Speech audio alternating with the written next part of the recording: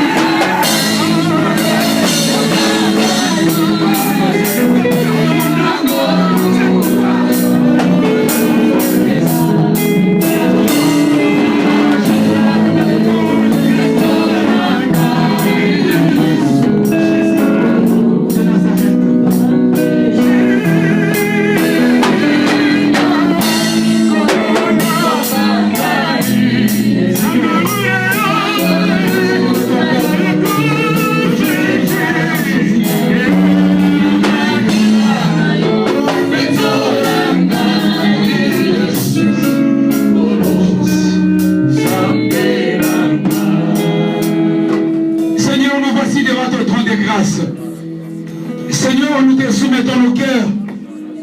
Transforme nos cœurs à une terre fertile. Afin que la semence qui est ta parole tombe et produise le fruit de la repentance. Assistez-nous de vie jusqu'à la fin de ce moment. Car c'est pour cela qu'il nous a invités dans ce lieu. Dans le nom de Jésus-Christ, Jésus prie. Amen. Amen. Prenons place, s'il vous plaît.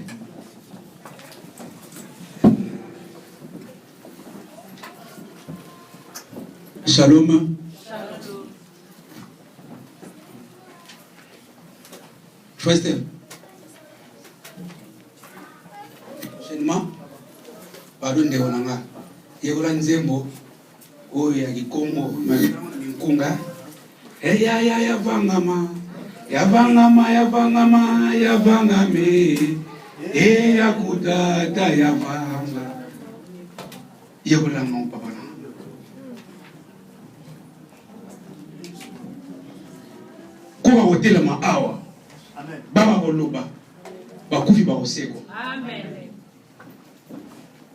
Je serai un peu bref aujourd'hui parce que je vais parler d'un thème très capital pour l'Église, pour tout le monde. Le thème est intitulé « Pourquoi dans le désert ?» Ça c'est en français. En lingala, pour la nini, na esobe. En portugais, pour que nous désertons. Maman Régine, ça va maman? N'a mini maman.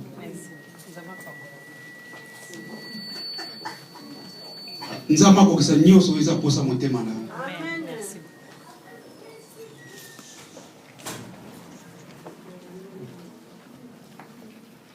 Pourquoi dans les déserts? Vous savez, l'Israël, c'est un peuple de Dieu. L'Israël, peuple élu, peuple choisi, un peuple que Dieu a préparé pour le bien. Dieu Israël. Eh maman, osa Israël.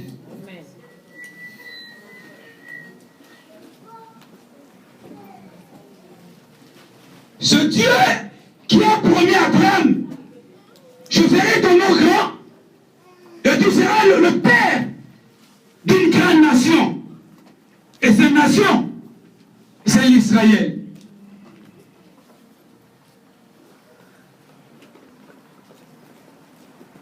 Mais, chose qui est étonnante, la Bible dit, ce peuple était quelque part en esclavage. Parce que Dieu a dit à Abraham, ce peuple partiront en esclavage. Mais moi-même, Dieu, je descendrai afin de délivrer ce peuple. C'est l'Israël.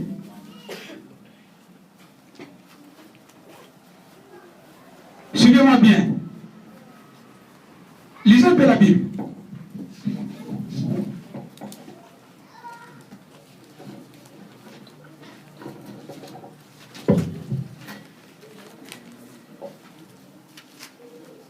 Genèse 15, verset 13 à 14. Genèse 15, 13 à 14. Nous lisons au nom de Jésus. Amen. Et l'Éternel dit à Abraham, sache que tes descendants seront étrangers dans un pays qui ne sera point à eux. Ils seront asservis et on les opprimera pendant 400 ans. Mais je jugerai la nation à laquelle ils seront asservis et ils sortiront ensuite avec de grandes richesses. Dieu dit à Abraham, ce peuple iront quelque part. Ce peuple sera en esclavage. Mais moi, Seigneur, je viendrai afin de délivrer ce peuple. Lorsque ce peuple sortiront, ils sortiront avec beaucoup de richesses. Frère, vous savez, la richesse, ou les richesses que vous voyez chez les païens, c'est à nous.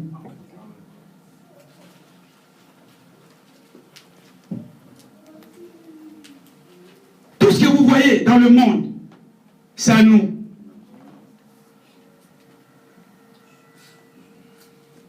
Alors la Bible dit, Dieu a dit à Abraham, ce peuple, ton peuple, le peuple d'Israël, ce peuple partiront en esclavage.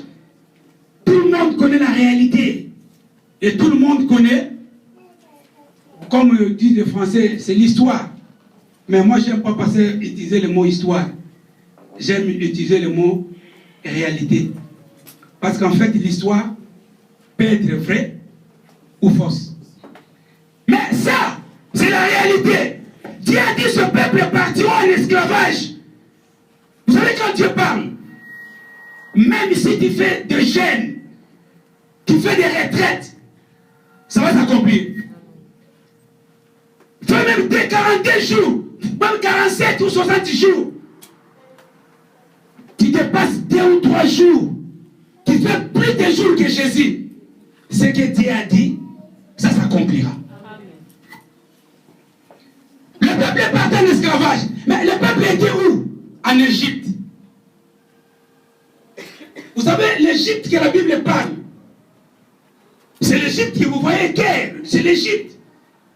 Parce que les gens aiment à transformer. C'est l'Égypte. C'est la réalité de l'Égypte. Le peuple d'Israël était en esclavage en Égypte. Ils ont fait combien de temps? Hein? Ils ont fait 430 ans. 4 siècles.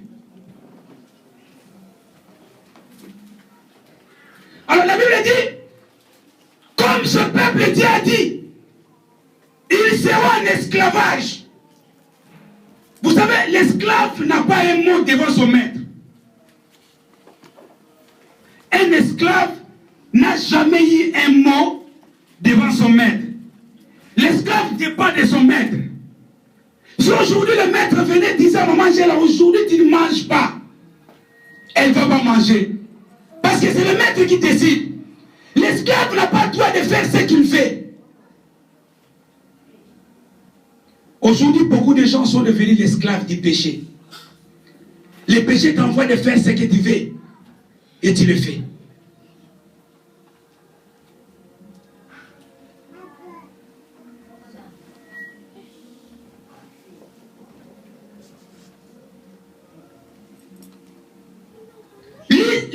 L'Israël en Égypte dépendait de Pharaon. Mais l'Égypte c'est quoi? Et l'Israël c'est quoi? L'Égypte est synonyme, mais dans le Seigneur, du monde que nous voyons aujourd'hui. Alors, le peuple s'est trouvé en esclavage dans l'Égypte ou en Égypte. Mais un jour, il s'est passé quelque chose. Comme Dieu a dit, ils seront en esclavage, je descendrai pour délivrer ce peuple. Dieu l'a fait. Lisons verset 7. Dans le livre d'Exode 3, versets 7 à 13. Exode 3. 7 à 13. L'Éternel dit, je vis la souffrance de mon peuple qui est en Égypte, et j'ai entendu les cris que lui font pousser ses oppresseurs. Voilà. Car je connais ses douleurs. Je suis descendu pour le délivrer de la main des Égyptiens, voilà, et pour le faire monter de ce pays dans un bon et vaste pays, dans ce pays où coule le lait et le miel, dans les lieux qu'habitent les Cananéens, les Étiens, les Amoréens, les Phérésiens, les Éviens et les Jébusiens. Voilà. Là, c'est Dieu qui parle. Dieu parlait à qui? Dieu parlait à Moïse. Moïse qui s'est trouvé dans le pays de Madian. Moïse qui s'est trouvé un béquet, qui s'est trouvé dans la forêt ou dans la brousse, où il faisait paître les brebis de son beau-père, Jéthro. Mais la Bible dit, Dieu a écouté les cris et a vu la souffrance d'Israël en Égypte. Dieu voit ta souffrance. Dieu voit ta maladie. Dieu voit ta situation. Et il descend ce matin afin de te délivrer. Le peuple était sous l'esclavage, commandité par Pharaon, maltraité par Pharaon. Mais la Bible dit, ce peuple criait. Ce peuple, dans la souffrance, criait. Parce que la Bible dit, Dieu dit à Moïse, j'ai écouté, j'ai attendu les cris de mon peuple. Et je vis la souffrance de mon peuple. C'était où? En Égypte. Tu crois qu'il y a la souffrance? Ta souffrance au monde, Dieu ne voit pas. Mon frère, s'il y a quelqu'un qui voit tout, il n'y a que Dieu. Il s'appelle l'omniprésent. Il voit ta souffrance. Il voit les mois que tu traverses. Tu crois que Dieu ne te voit pas? Mais Dieu te voit. La Bible dit toutes choses à son temps. Amen. Ils ont fait 430 ans dans la souffrance.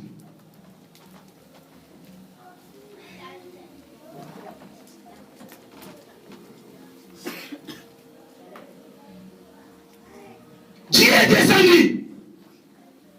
Mais moi, la chose qui m'étonne, il fallait que Dieu puisse descendre seul et venir défendre le peuple. Mais il est parti rencontrer Moïse. Il dit, Moïse, moi le Seigneur, je vis la souffrance de mon peuple. Je vis comment leurs oppresseurs les font souffrir. Et j'ai descendu. Maintenant, toi Moïse, je vais t'envoyer. Il faut se poser maintenant la question, est-ce que Dieu était incapable de descendre tout seul, venir prendre maman Paola entre les mains de Pharaon et le délivrer. Non, Dieu n'était pas incapable. C'est parce que Dieu a toujours besoin d'une personne pour faire son service. Toi qui crois sur le main, toi qui ne veux pas faire l'œuvre du Seigneur, mais bien aimé dans le Seigneur, l'homme est utile dans la vision de Dieu. Moi je suis utile. Un jour je suis parti prêcher dans une église. Le modérateur m'a présenté devant le peuple.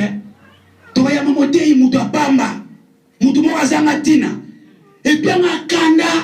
Dans l'église, tu vas rectifier ce que tu viens de dire. Pourquoi?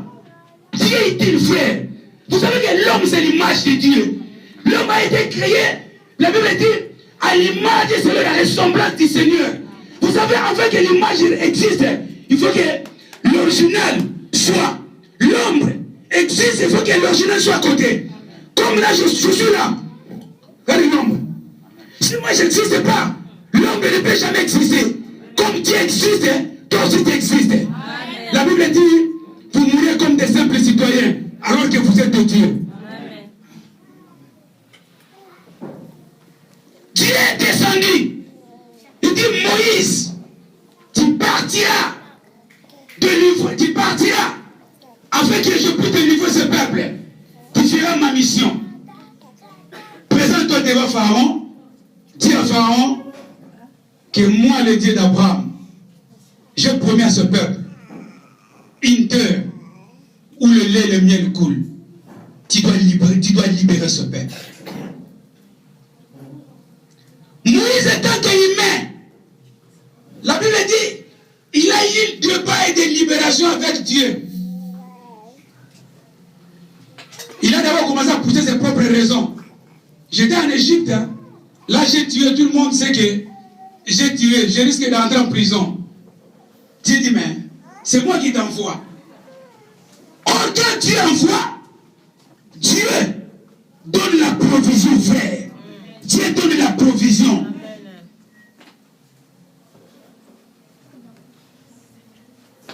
Tout enfant de Dieu a la provision de Dieu. Même tu traverses le mois difficile, la provision est là. Même si tu es malade, la provision est là.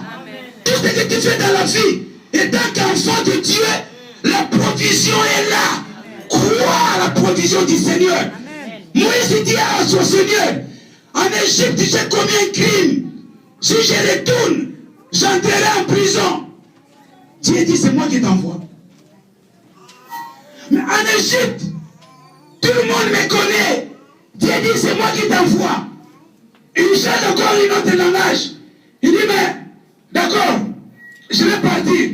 Mais est-ce que tu sais bien que moi, Moïse, je ne sais pas bien parler. Ma façon de parler, c'est pas bon. Je parle très très mauvais. Puisque pasteur Arsène, parce que nous, c'est comme s'il a la langue de Moïse. Mais ce matin, cette langue va se transformer. Il a commencé à poser raison. Il dit non, moi, je ne sais pas bien parler. Je n'ai pas une langue facile. Dieu lui posa la question, qui a fait la langue ou la bouche? C'est moi Dieu. Vous savez, frère, entre parenthèses, toute raison que l'homme pousse devant le Seigneur, cette raison est inutile. Peu importe la raison.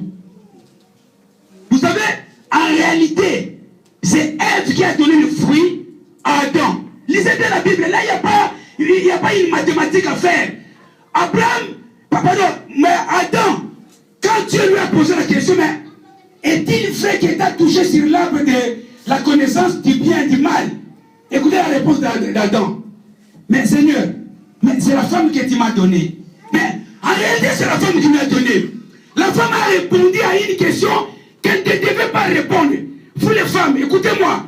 Dans une maison, vous êtes mariés. Vous peut-être demain qui sera marié. Un homme est toujours supérieur à une femme. Tu dois respecter ton homme. Tu dois attendre que l'homme décide. Amen. Laissez pas poser bien la question à Ève. Est-il vrai que le Seigneur vous a interdit de toucher à l'arbre de connaissance du bien et du mal? Or, si vous lisez bien la Bible, vous allez voir que au moment où Dieu parlait à Adam comme ça, que tu dois tout manger sauf l'arbre de connaissance. Ève n'existait même pas. Elle n'était même pas là. Oh, si Ève était intelligente, elle allait dire, écoutez, ça c'est pas ma responsabilité. Allez voir Adam, tu poses la question comme ça, il va bien te répondre. Amen. Mais tellement elle voulait prendre la spiritualité au-dessus de l'homme, il dit, oui, il nous a dit, vous me dites là, maintenant le mal est entré. Oui. La femme, malgré il y a l'émancipation de la femme, toi qui es chrétienne, je te le dis, fais attention, l'émancipation de la femme va tuer beaucoup du monde, surtout les femmes. Amen. Amen. L'homme n'a pas décidé, c'est toi qui décides. Non, je voulais faire ça, c'est pas grave. Et puis quand tu me poses la question, maintenant, oh non, c'est l'homme qui décide. Attends d'abord.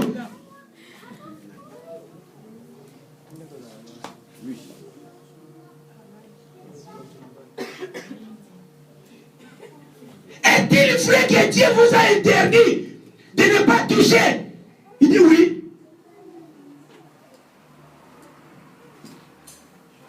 Je fais ma parenthèse. À suivre. La Bible dit, le peuple de Dieu, par le plan de Dieu, il fallait que ce peuple soit délivré. Mais, pour être délivré, il faut une personne assumer la mission, accepter la mission de Dieu. Vous savez, aujourd'hui, j'étais avec une sœur dans la voiture. Elle m'a dit, papa, est-ce que les problèmes des bis, vous savez comment? Maintenant, je ne vois rien. Et comment ça ne marche pas? Je dis à la sœur, maman, on a arrêté les problèmes des bis. On ne veut plus parler de ça. Parce que les gens ont murmuré. Parce que les gens, ils ont dit n'importe quoi. Et maman, elle allait là, c'était combien? C'était 200 et quelques euros. Jusqu'on a, qu'ils ont contribué pour les bis. J'ai dit, on a arrêté. Et puis, elle m'a réveillé quand même la conseil, dit, ah, papa, mais il ne faut pas arrêter parce que les gens ont parlé. C'est mieux de continuer.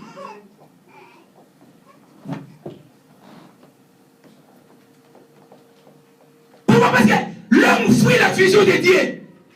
Par ses propres pensées. L'homme fuit la vision de Dieu. Maman Régine, dans la vision de Dieu, Dieu est utile. Il ne faut jamais reculer. Ma chère, dans la vision de Dieu. Vous savez, Christ disait à ses disciples, allez, faites de toutes les nations mes disciples à moi. Mais prenez-les moi continuité.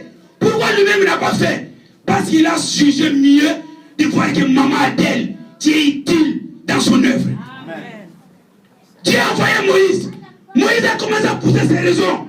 Comme d'habitude, dans la vision de Dieu, tout le monde pousse ses raisons. Pourquoi tu n'es pas venu? J'ai commencé à faire la cuisine depuis 6h jusqu'à 15h. Mais je n'ai pas eu le temps de venir. Croyant qu'il va convaincre Dieu par ses explications. Frère, toute explication de l'homme devant Dieu est 0 sur 0. Tu peux pousser des raisons comme tu fais. Dieu voit que devant lui, tu as commis une faute ou une erreur. Mais Dieu a voulu toujours que le peuple soit délivré. La Bible dit, Moïse est parti. Parce que la fin des comptes, il a accepté de partir et d'obéir à la voix de Dieu. Il est parti en Égypte. Et tout le monde sait, et tout le monde lit bien dans la Bible, la négociation de Moïse et Pharaon. À tel point que Moïse a dit même à Dieu, mais ce peuple ne me croiront pas. Il faut me demander quel est ce Dieu qui t'a envoyé. Oh, le Dieu qui l'a envoyé, c'est le Dieu d'Abraham. C'est Dieu qui a dit à Abraham, ce peuple partiront en esclavage, mais je viendrai en fait de délivrer ce peuple. Il dit, dis-le que c'est le Dieu d'Abraham. Mais comment tu t'appelles? Il dit, dis-le, je suis. Dieu n'a jamais conjugué le verbe au passé, au GT. Dieu n'a jamais conjugué le verbe au futur. Il n'y a que les hommes qui le font. Moi j'étais un grand intercesseur quand j'ai prié. Tu étais. Maintenant tu ne pries. Moi, attends, pasteur, pas aujourd'hui, les jours à venir. Tu vas voir comment je vais me donner dans la prière. C'est toi, les jours à venir. Mais je vais te rappeler une chose. Aujourd'hui, c'est toi. Demain, tu ne sais pas. Là, on est presque à midi quart, à midi 17. Tu ne sais pas ce qui va arriver. C'est pour ça que la Bible dit, rachetez le temps, car les jours Dieu dit à Abraham, Dieu dit pardon à Moïse. Dis-le, c'est le Dieu d'Abraham qui s'appelle Je suis. C'est Je suis qui m'a envoyé. Parce qu'il est Je suis. S'il est présent parmi nous, il est là, l'omniprésent. Il dit, c'est lui qui m'a envoyé. Mais il dit, mais quel signe? Quel signe? Maintenant, Dieu posa à Moïse la question, qu'as-tu dans ta main? Qu'as-tu dans ta main? Vous savez pourquoi Dieu a posé cette question? Mais bien aimé dans le Seigneur, Dieu ne travaille jamais au néant. Dieu n'a jamais travaillé au néant. Dans le néant, Dieu ne travaille pas. Vous savez, dans les affaires de Dieu, Dieu a sa part, l'homme aussi a sa part. Tu vas être béni. Regarde, tu ne fais rien. Jour et nuit, tu dors. Anita, tu vas te réveiller. Demain matin, tu commences à chercher le travail. C'est alors que Dieu va t'accompagner. La Bible dit tout travail procure l'abondance. Mais on s'en a raté. Au lieu où on s'en a raté, comment Dieu va agir? Il y a des mondes qui sont là. Leurs dossiers dans la préfecture sont morts. Mais ils ne font pas les démarches. Dieu demande à Moïse, qu'as-tu dans ta main? Moïse dit non, j'ai les bâtons. Il dit d'accord, jette. Tu jettes maintenant. Il a jeté. Oh, Moïse avait les miracles en lui. Les miracles étaient entre ses mains. Mais il s'est posé la question, mais comment faire? Comment? Qu'est-ce qui prouve que c'est toi qui m'as envoyé? Où est le signe? En lui, il y avait un bâton. C'est là où il y avait la provision de Dieu. Maman, tu sais que les 100 euros que tu as, c'est là où les miracles de Dieu vont commencer. Ta femme qui était à la maison, que tu trouves stérile, c'est elle qui va te donner les enfants, pas une autre. Le mari peut-être que tu minimises, Kazan est logoté, Yosa est logo, mais Yaza motoyo, c'est pas grave, mais c'est elle, c'est lui qui va te donner de la valeur dans ce monde.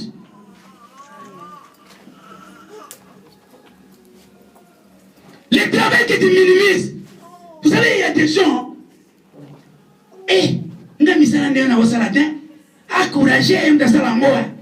ah bon, il est courageux. Dieu ne travaille pas au néant. Dieu ne travaille pas dans les néants, frère. C'est que c'est là où les miracles de Dieu vont commencer. C'est là, c'est là.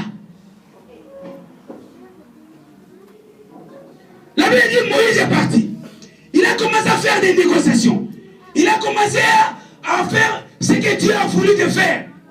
Mais la Bible dit le cœur du pharaon s'endurcissait. Pharaon ne voulait pas libérer le peuple de Dieu. Mais après le dernier fléau, où Dieu a éliminé le premier-né mal des Égyptiens, la Bible dit Pharaon a jugé mais de libérer le peuple de Dieu. Le peuple est parti. Mais le peuple, dans le Seigneur, est sorti de l'Égypte. C'est ça qu'on appelle l'exode. L'exode veut dire, c'est la sortie. Le peuple est sorti de l'Égypte pour une terre qui a été promise. La Bible dit, Dieu dit à Pharaon, Dieu dit à Moïse, frère Stéphane, comment tu m'as fait Stéphane?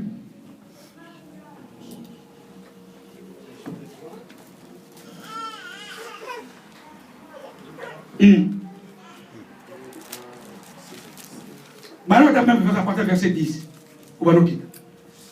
Maintenant, va, je t'enverrai auprès de Pharaon et tu feras sortir d'Égypte mon peuple. Oui, tu feras sortir d'Égypte mon peuple, oui. Les enfants d'Israël. Les enfants d'Israël, oui. Oui, j'ai dit à Dieu, qui suis-je? Oui. Pour aller vers Pharaon. Oui, parce que je suis humain. Et pour faire sortir d'Égypte les enfants d'Israël. Oh, il était Dieu, oui. Dieu dit, je serai avec toi. Oui. Et ceci sera pour toi le signe que c'est moi qui t'envoie.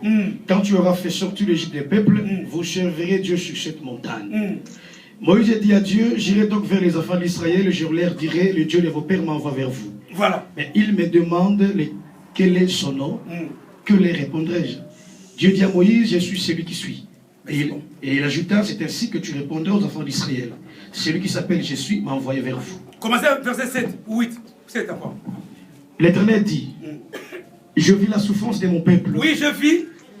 La souffrance, oui, la souffrance de mon peuple oui. qui est en Égypte. Et j'ai entendu les cris que lui font pousser ses oppresseurs, car j'ai connu ses douleurs. Je suis descendu pour le délivrer de la main des Égyptiens oui, pour vous. et pour le faire monter de ces pays dans oui. un bon et vaste pays.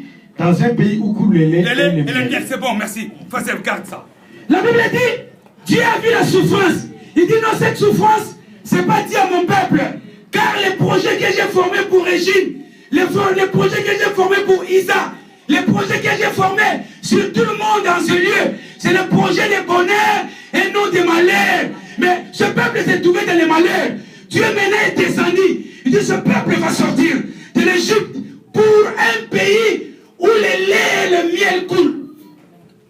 Mais chose qui est étonnante, la Bible dit quand le peuple est sorti, après 430 ans d'esclavage, Dieu les a mis dans le désert. Oh, c'est comme si Dieu les a menti. Hein? Parce que Dieu a dit, ce peuple va sortir de l'Égypte pour un pays où le lait et le miel coulent, les Canaan. Mais chose qui est étonnante, Dieu a fait sortir ce peuple. Il les a mis encore dans le désert. C'est pour ça que mon thème est intitulé pourquoi dans le désert? L'Égypte c'est quoi?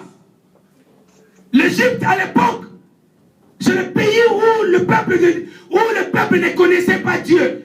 Un peuple est considéré comme un peuple païen. Maintenant, l'Israël c'est le peuple que Dieu a fait l'alliance.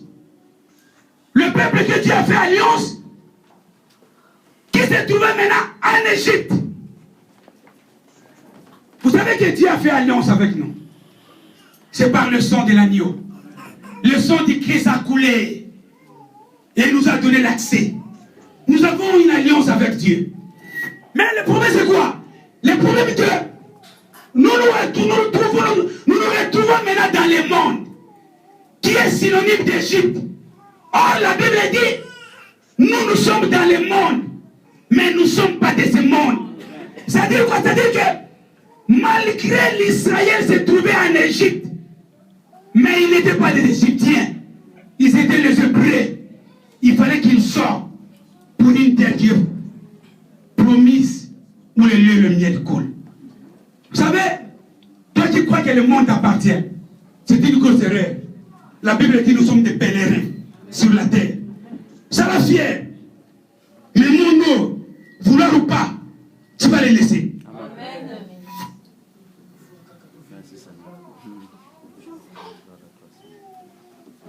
Vous savez, il y a des gens, quand ils parlent, c'est comme si le monde lui appartenait. C'est comme s'il était le propriétaire du monde. Les chrétiens dans le monde, ils ne savent pas ce qu'ils sont aujourd'hui. Alors, la Bible dit, le peuple est sorti. Dieu les a mis dans le désert. Mais là, dans la pensée de Dieu, Dieu a dit, ils sortiront. Parce que le bienvenu va sortir. Pour les Canaan. C'est-à-dire quoi? C'est-à-dire que Dieu est païen. Dieu t'a pris. Il t'a fait sortir du monde pour une destination. Vous savez, tel que nous sommes là, nous sommes dans la route, faire une destination. Quelle est cette destination? Toi-même tu sais.